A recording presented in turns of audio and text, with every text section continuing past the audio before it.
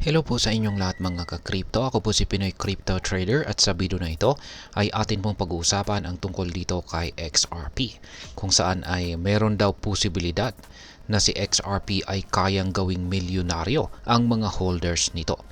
Ito po ay ayon sa isang wealth mentor na si Madam Linda Jones na nagbigay po ng thumbs up sa isang technical na analyst na nagsasabing whales are all in on XRP. Kaya yan, ibig sabihin na yung mga whales or ito po yung mga malalaking investors ay naka-all in daw sila kay XRP. Ibig sabihin nito ay lahat po ng kanilang funds ay naka-invest daw kay XRP. Kaya ano naman ang ibig sabihin nito? At paano po tayo bilang mga Pinoy traders or investors makikinabang dito? Kaya yan po ang siyang ating pag-uusapan sa video na ito. Pero bago po tayo magpatuloy ay nais ko lamang po munang bigyang linaw ang aking disclaimer kung saan ang nilalaman po ng video na ito ay hindi po ito isang financial advice. For education and information purposes lamang po ang layunin nito. Ayan, simulan po natin sa kung sino ba ang nagsabing kayang gawing mayaman ni XRP ang mga holders nito. Yan, ang opinion po na ito ay nagmula kay Steph. Yan, isa po siyang kilalang technical na analyst. Ayon po sa kanya, ang whales o mga malalaking investor sa crypto ay nag-iipon ng XRP. Base po sa datos mula sa CryptoQuant. Siya po ay nag-tweet na si XRP or ang mga XRP holders ay magiging mayaman. Kaya, ayan, pakita natin yung kanyang actual na tweet dito. Yan, XRP holders are all going to be rich. Yan, kung saan ay sinang-ayunan naman po yan ni Madam Linda Jones. Ayan po siya. Isa po siyang wealth mentor sa crypto community. Ayan, si Madam Linda P. Jones. Sa katunayan ay sinabi pa ni Madam Jones na si XRP ay maaring umabot ng $100 bawat token. At ito po ay magbibigay ng halos 4,445% na pagtaas mula sa kasalukuyang presyo nito. Kaya ayan, taas po niyan.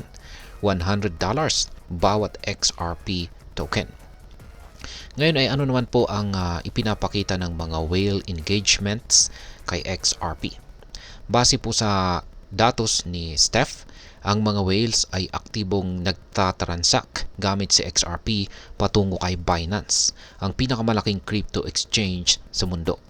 Sa huling quarter po ng taong 2024, nagsimula ng tumaas ang volume ng whale transactions at noong unang linggo ng January 2025 ay naitala po ang pinakamataas na bilang ng whale to exchange transactions sa nakalipas na mga taon. Yan.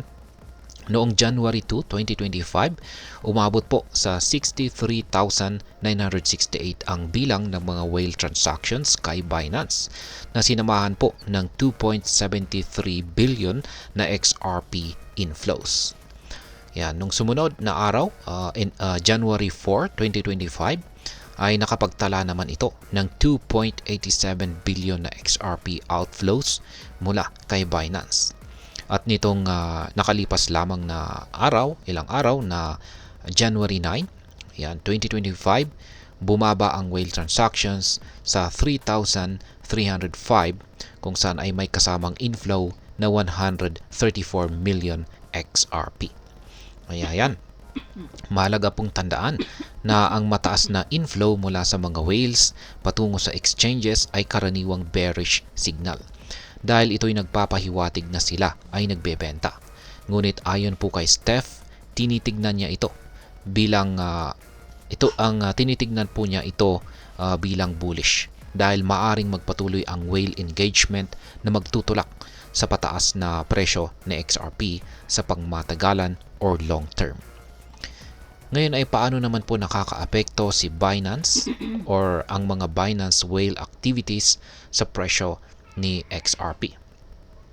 Ayan, kapansin-pansin po na sa nakalipas na 4 na linggo, ang spike sa whale transactions patungo sa Binance ay palaging nagresulta sa pagtaas ng presyo ni XRP. Habang ang pagbaba naman ng transactions ay nagresulta sa pagbaba naman ng presyo nito. Yan, noong December 24, 2024 ay tumaas po ang whale transactions sa 28,013 at ang presyo po ni XRP ay umabot sa $2.32. Noong December 30, 2024, bumaba po ang whale transactions sa 770 at ang presyo ni XRP ay bumagsak po sa ilalim ng $2. At noong January 2, 2025, nang umabot po sa 63,000 ang transactions, tumaas po ang presyo ni XRP sa $2.5. Noong January 9, January 9, 2025 ay bumaba po ang whale transactions at ang presyo ni XRP ay bumagsak sa $2.2. Ipinapakita nito na ang whale activity ay may direktang epekto sa short-term price movement ni XRP. Ayan. Ngayon ay ano naman po ang maaring maging epekto nito para sa atin bilang mga Pinoy crypto traders or investors ni XRP. Yan, kung meron po tayong holdings, meron po tayong XRP holdings, mahalaga po ang impormasyong ito upang magplano ng ating diskarte. Ang mataas po na whale activity at ay maaring sinyales na ang presyo ni XRP ay maari pong tumaas. Kaya't ito po ang tamang panahon upang mag-hold o magdagdag ng ating investment. Ngunit dapat din tayong maging maingat. Ang biglaang pagbaba po ng whale activity ay maaring magresulta sa price correction. Kaya't mainam po na mag-set ng take profit targets upang masiguro ang ating kita. Para sa mga baguhan, ang pangunahing aral po dito ay ang pag-unawa sa market data at paggamit nito upang makagawa ng mas informed na decision. Huwag po tayong masyadong magpadala sa hype. Sa halip ay aralin po natin ang galaw ng market at maglaan lamang po tayo ng kapital na kaya nating mawala. At ayan, sa kabuuan, ang opinion po ni Madam Linda Jones, ayan, at analysis ni Steph ay parehong nagbibigay po ng inspirasyon at saka babala. Oo, posible ang malaking kita kay XRP, lalo na kung magpapatuloy ang whale engagement.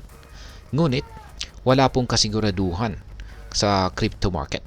Kaya't ang pinakamatalinong hakbang ay ang pag-diversify ng ating portfolio at hindi lamang umasa sa isang asset lamang. At ayan, hanggang dito na lamang po tayo sa video na ito mga ka-crypto. Sana po ay inyong nagustuhan ang aking paliwanag sa video na ito. Kung inyo po itong nagustuhan, pakiclick lamang po ang like button nito. Marami pong salamat sa panonood. Ingat po tayo lagi at God bless po sa ating lahat.